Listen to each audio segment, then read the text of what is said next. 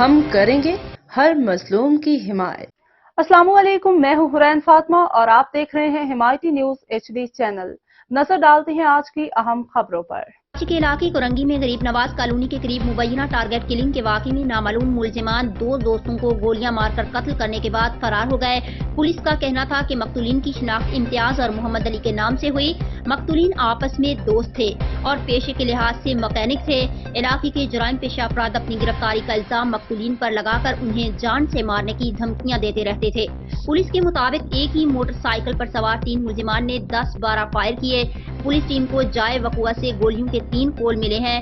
Crime scene unit جائے وقوع سے شواہد اکٹھے کر رہا ہے، جبکہ جائے وقوع کے اطراف CCTV بھی تلاش کی جا رہی ہے۔ پولیس کے مطابق ابتدائی تفتیش میں پتہ لگا ہے کہ مقتولین کو جرائم پیشہ افراد کی جانب سے دھمکیاں ملتی تھی۔ جرائم پیشہ افراد کو شک تھا کہ انہیں گرفتار کرانے میں دونوں دوستوں کا ہاتھ تھا۔ پولیس حکام کا کہنا تھا کہ مقتولین کو دھمکیاں دینے والے ملزمان منشیات فروشی اور ڈکیتی میں ملوث ہیں۔